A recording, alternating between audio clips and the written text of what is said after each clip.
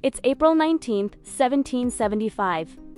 Dawn is breaking over Lexington, Mass. On one side, 77 farmers, merchants, and blacksmiths, armed with hunting rifles, no uniforms, no training. On the other side, 700 British soldiers, the most powerful army in the world. Redcoats gleaming, bayonets fixed. A British officer shouts, "Lay down your arms, you damned rebels." The colonial militia doesn't move. Someone fires a shot. We still don't know who. In seconds, 8 colonists lie dead on the grass. The American Revolution has begun, but this moment didn't happen by accident. It was the result of 175 years of tension, exploitation, taxation, and growing resentment. How did 13 small British colonies on the edge of a vast wilderness dare to challenge the British Empire? Why would farmers and shopkeepers risk everything, their lives, their families, their fortunes, to fight the world's greatest military power? And how did they win? This is the story of the American Revolution, the story of how America was born in blood, courage, and an idea that would change the world forever, that all people have the right to govern themselves. This is the story of independence. Section 1. The 13 Colonies. Let's rewind, back to 1607. The year England established its first permanent colony in North America, Jamestown, Virginia. Life was brutal. Of the first 500 settlers, only 60 survived the first winter. Starvation, disease, conflict with indigenous peoples, but they held on. And slowly, more colonies followed. 1620. Plymouth, Massachusetts. The Pilgrims arrived on the Mayflower, seeking religious freedom. They nearly died that first winter. The Wampanoag people saved them, teaching them to grow corn and fish. 1630, Massachusetts Bay Colony. 10,000 Puritans fled religious persecution in England. They created a strict, religiously governed society. If you didn't follow their rules, you were banished or worse. 1634. Maryland, founded as a haven for Catholics. 1636. Rhode Island, Roger Williams. Roger Williams, kicked out of Massachusetts for his radical ideas about religious freedom and separation of church and state, founded a colony where everyone could worship freely. 1664. New York. England seized it from the Dutch, who had called it New Amsterdam. 1681. Pennsylvania. Quaker William Penn created a colony based on religious tolerance and peaceful relations with Native Americans. By 1732, there were 13 British colonies stretching along the Atlantic coast. New England, Massachusetts, New Hampshire, Connecticut, Rhode Island. Middle colonies, New York, New Jersey, Pennsylvania, Delaware. Southern colonies, Maryland, Virginia, North Carolina, South Carolina, Georgia. Each had its own character, its own economy, its own culture. New England was built on small farms, fishing, shipbuilding, and trade. Towns centered around churches. Education was valued. People were independent-minded. The middle colonies were diverse: Germans, Dutch, English, Scots. They grew wheat and grain, earning the nickname the breadbasket colonies. Cities like Philadelphia and New York became commercial hubs. The southern colonies developed plantation economies: tobacco in Virginia and Maryland, rice and indigo in the Carolinas and Georgia. These crops required massive labor, which led to the growth of slavery. By 1775, 2.5 million people lived in the 13 colonies. About 500,000 were enslaved Africans, forced to work in brutal conditions with no rights, no freedom, no hope. Colonial society was complex. There were wealthy plantation owners, middle-class merchants and farmers, poor laborers, indentured servants, and enslaved people. But despite their differences, colonists shared something. They were becoming American. They governed themselves through colonial assemblies. They had more political freedom than most people in Europe. They were used to making their own decisions, and increasingly, they resented Britain telling them what to do, especially when Britain started demanding money. Section 2. Seeds of Rebellion. For most of the 1600s and early 1700s, Britain largely left the colonies alone. This policy was called salutary neglect. Sure, the colonies were technically under British rule, but Britain was busy with European wars and internal politics. The colonies governed themselves, traded with whoever they wanted, and grew prosperous. But in 1754, everything changed. The French and Indian War broke out. It was part of a global conflict between Britain and France. In North America, both empires fought for control of the continent, with various Native American nations allied with each side. Colonial militias fought alongside British soldiers. A young Virginia officer named George Washington got his first taste of military command. The war lasted 9 years. Britain won decisively. The Treaty of Paris in 1763 gave Britain control of all French territory east of the Mississippi River. Britain now dominated North America. But the war had been expensive. Britain was drowning in debt. Parliament looked at the colonies and thought, they benefited from this war. They should help pay for it. The colonists thought differently. We fought in that war. We bled for the empire. Now you want to tax us. The stage was set for conflict. 1764. The Sugar Act. Britain taxed sugar, molasses, and other goods. Colonists grumbled but mostly complied. 1765. The Stamp Act. This was different. This was a direct tax on the colonies. Every legal document, newspaper, pamphlet, even playing card had to have a British stamp, which cost money. The colonists exploded in fury. No taxation without representation became the rallying cry. They argued, we have no representatives in Parliament, yet Parliament is taxing us. That's tyranny. The Sons of Liberty formed a radical group, led by men like Samuel Adams and Paul Revere. They organized protests, intimidated stamp collectors, burned stamped paper. The Stamp Act. Congress met in New York. 9 colonies sent delegates. They drafted a formal protest to Parliament. The boycott was so effective that British merchants begged Parliament to repeal the act. In 1766, Parliament backed down. The Stamp Act was repealed. The colonists celebrated.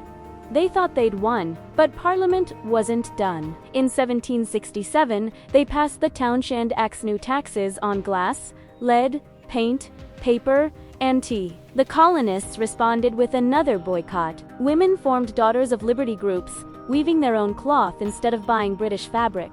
Britain sent troops to Boston to enforce the laws and maintain order. Tensions escalated. March 5, 1770. The Boston Massacre. A crowd of colonists surrounded British soldiers, throwing snowballs, ice rocks, taunting team daring them to shoot. The soldiers panicked. They opened fire. 5 colonists died, including Crispus Attucks, a man of African and Native American descent. He became the first martyr of the American Revolution. The incident was a propaganda goldmine. Paul Revere created an engraving showing British soldiers murdering innocent civilians.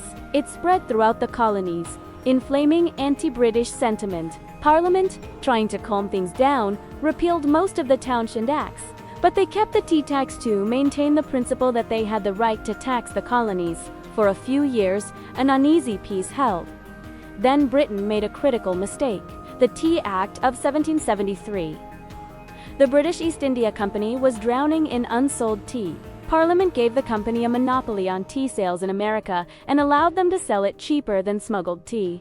This should have made colonists happy. Cheaper tea, but they saw through it.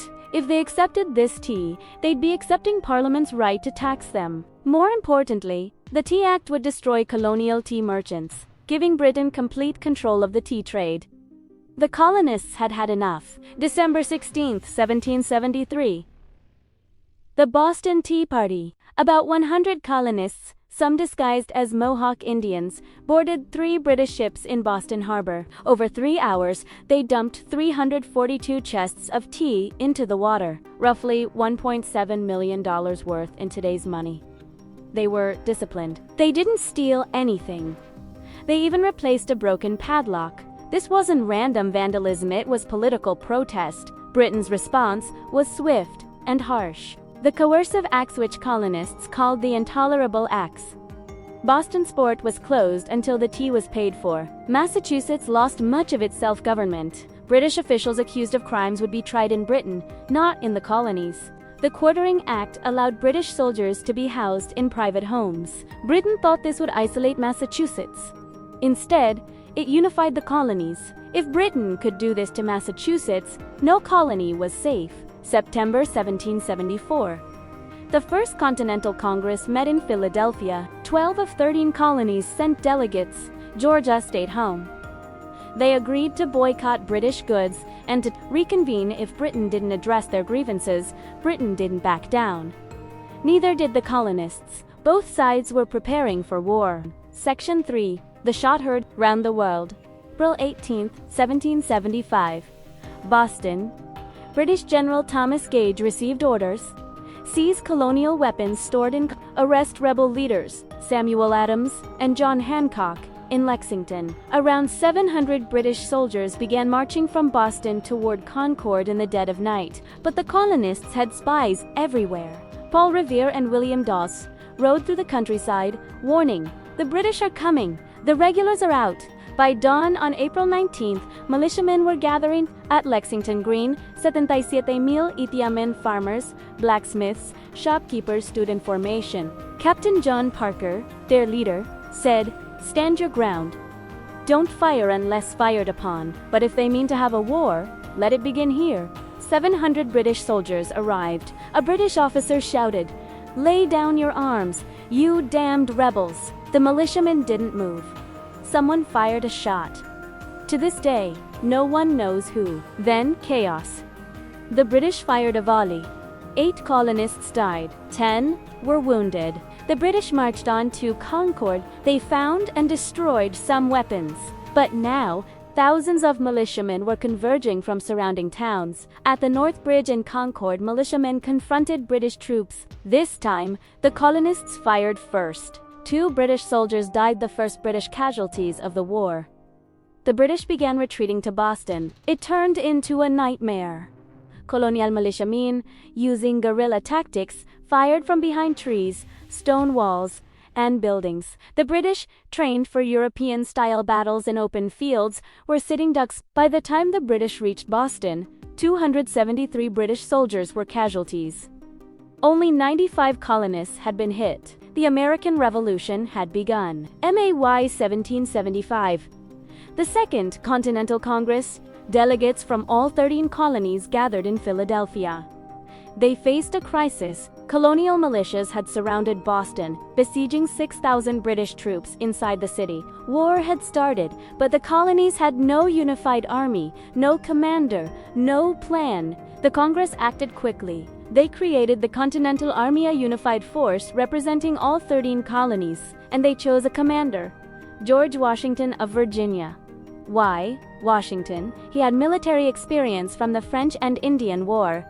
He was from Virginia, the largest colony crucial for unity. He was tall, dignified, and looked like a general, and, critically, he was willing to serve without pay. Washington accepted, saying, "I do not think myself equal to the command." He was more right than he knew. The next 8 years would test him beyond imagination. June 17th, 1775, the Battle of Bunker Hill actually fought on Breed's Hill. British General William Howe decided to break the siege of Boston by taking the hills overlooking the city. Colonial militiamen fortified Breed's Hill overnight. About 1,500 men, low on ammunition. No formal training. The next morning, 2,400 British soldiers advanced in perfect formation, redcoats gleaming, drums beating. The colonial commander, Colonel William Prescott, gave his famous order, "Don't fire until you see the whites of their eyes." They waited. 50 yards, 40 yards, 30 yards. Then, fire. The British front line collapsed. Bodies everywhere. The British retreated, reformed, and attacked again. Again, the colonists cut them down. The third time, the colonists ran out of ammunition. They fought with musket butts, rocks, bare hands. Finally, they were forced to retreat. Britain technically won. They took the hill. But the cost was staggering. Over 1,000 British casualties. Only 450 colonists. British officers were horrified. One wrote, "Another such victory would ruin us." The colonists realized, "We can fight these people. We can win." But the colonies still hadn't declared independence. For over a year, the colonies fought without officially breaking from Britain. Many colonists still hoped for reconciliation, but in January 1776, everything changed. A pamphlet was published, Common Sense by Thomas Paine. In clear, powerful language, Paine argued, "Monarchy is absurd. Why should one man born into privilege rule millions? Britain doesn't protect the colonies, exploits them. America's destiny is to be a free republic, not a colony. Independence isn't just defeat, it's inevitable and necessary." Common Sense was a sensation. It sold 500,000 copies in a population of 2.5 million. That's like selling 66 million copies today. Public opinion shifted dramatically. Independence was no longer radical, it was popular. In June 1776, Virginia delegate Richard Henry Lee proposed a resolution, "These united colonies are, and of right ought to be, free and independent states." Congress appointed a committee to draft a formal declaration. Thomas Jefferson, Benjamin Franklin, John Adams, Roger Sherman, and Robert Livingston. Thomas Jefferson did most of the writing. For 17 days, he worked in a second-floor room in Philadelphia, crafting the most important political document in American history. His words would echo through the centuries. "We hold these truths to be self-evident, that all men are created equal, that they are endowed by their Creator with certain unalienable rights, that among these are life, liberty, and the pursuit of happiness." July 4, 1776.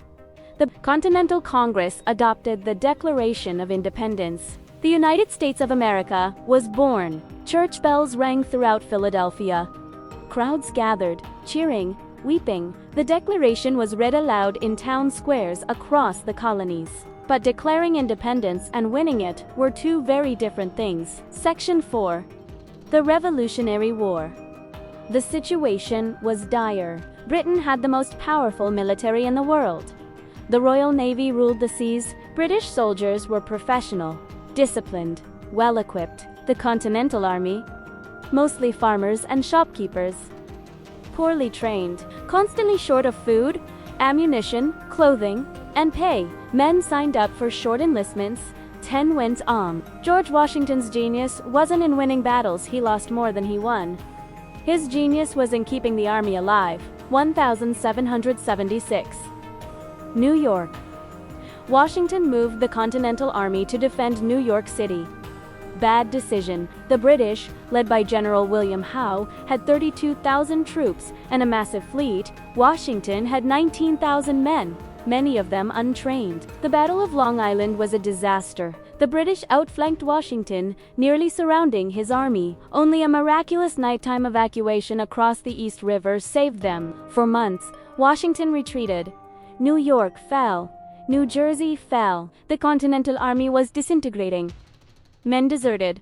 Supplies ran out. Morale collapsed. By December 1776, the revolution was dying. Washington had fewer than 3,000 men left. Their enlistments expired on December 31st. If he didn't do something dramatic, the army and the revolution would cease to exist. Washington made a desperate gamble. December 25, 1776. Christmas night. In a blizzard, Washington led 2,400 men across the ice-choked Delaware River. It took 9 hours. Men froze. Boats nearly capsized. On the other side, Trenton, New Jersey. Garrisoned by 1,500 Hessian mercenaries, German soldiers, fighting for Britain. The Hessians were celebrating Christmas, drinking, feasting, not expecting an attack in a blizzard. At 8 a.m., Washington's army struck. Complete surprise. The Hessians were overwhelmed. Within an hour, over 900 were captured. Only 4 colonists were wounded. 8 days later, Washington struck again, defeating British forces at Princeton. These weren't huge battles, but they were psychological victories. They proved the Continental Army could win. Morale surged. Men re-enlisted. The revolution survived. 1777. Saratoga. The turning point. British General John Burgoyne marched south from Canada with 8,000 men, planning to split the colonies in two. But American forces, led by General Horatio Gates and Benedict Arnold, surrounded him near Saratoga, New York. Burgoyne was trapped, out of supplies. No reinforcements coming. On October 17, 1777, Burgoyne surrendered. Nearly 6,000 British and Hessian troops laid down their arms. Britain had lost an entire army. More importantly, it convinced France that America might actually win. 1778. France enters the war. For years, France had been secretly helping the Americans, sending money and weapons. Now they went all in. French money, French weapons, French soldiers, and critically, the French Navy, the only force that could challenge Britain at sea. Spain and the Netherlands also joined against Britain. Suddenly, Britain was fighting a global war, 1777 to 1778. Valley Forge. While diplomats celebrated in Paris, Washington's army suffered through hell. They camped at Valley Forge, Pennsylvania for the winter. It was brutal. No proper shelter. Inadequate food. Men wrapped their feet in rags because they had no shoes. Diseases spread: typhus, dysentery, smallpox. Of 12,000 men, 2,500 died that winter. But something remarkable happened. Baron Friedrich von Steuben, a Prussian military officer, arrived to train the army. For months, he drilled the soldiers, taught them to march in formation, to load and fire quickly, to use bayonets, to maneuver as a unit. When the army left Valley Forge in June 1778, it was transformed, still undersupplied, still outnumbered, but now disciplined and professional. 1778 to 1781. The war drags on. Fighting shifted to the south. Britain captured Savannah and Charleston. For a while, it looked like Britain might win after all. But American forces, led by General Nathanael Greene, used guerrilla tactics. They avoided large battles, instead wearing down British forces through constant harassment. Meanwhile, Benedict Arnold, once a hero, committed the most infamous betrayal in American history. Bitter about being passed over for promotion, he tried to surrender West Point to the British. The plot was discovered. Arnold fled to the British side. His name became synonymous with treason. 1781. Yorktown. The end. British General Charles Cornwallis moved his army to Yorktown, Virginia. He planned to resupply by sea, but Washington saw an opportunity. He marched the Continental Army south. French General Rochambeau brought French troops, and critically, the French fleet arrived, blocking Cornwallis from the sea. Cornwallis was trapped. 8,000 British soldiers surrounded by land and sea. For weeks, American and French forces bombarded Yorktown. British defenses crumbled. On October 19, 1781, Cornwallis surrendered. The British army marched out, laying down their weapons. Their band played "The World Turned Upside Down." The war was effectively over. September 3, Road, 1783, the Treaty of Paris. Britain officially recognized American independence. The United States now controlled all territory from the Atlantic Ocean to the Mississippi River, from Canada to Florida. The impossible had happened. A ragtag army of farmers and merchants had defeated the world's greatest empire. Conclusion: the meaning of independence. Why did America win? 1. Geography. The sheer size of America made it impossible for Britain to control. The colonists could retreat, regroup, and keep fighting. 2. Motivation. British soldiers were fighting for pay, far from home. Americans were fighting for their homes, their families, their freedom. 3. Leadership. George Washington wasn't a brilliant tactician, but he was a brilliant leader. He kept the army together through sheer force of will. 4. Foreign aid. French money, weapons, and especially the French Navy were critical. We thought France America likely would have lost. 5. British mistakes. Britain underestimated the colonists. They thought overwhelming force would quickly crush the rebellion. Instead, their brutality turned moderates into radicals. But winning independence was just the beginning. The colonies, now states, had to figure out, how do we actually govern ourselves? The Articles of Confederation, their first attempt, was a disaster. The national government had no power to tax, no ability to enforce laws. The states fought each other. The country was falling apart. This crisis would lead to the Constitutional Convention of 1787, the creation of the government system America still uses today. The American Revolution wasn't just a war. It was an idea made real. The idea that people have the right to govern themselves, that governments derive their power from the consent of the governed, that all people are created equal with unalienable rights. These ideas were radical in 1776. Most of the world was ruled by kings and emperors who claimed their power came from God. America said, no. Power comes from the people. Was America perfect? Absolutely not. All men are created equal, but enslaved people remained enslaved. Women had no political rights. Native Americans were pushed aside. The gap between America's ideals and America's reality was vast. But those ideals, life, liberty, the pursuit of happiness, became a North Star.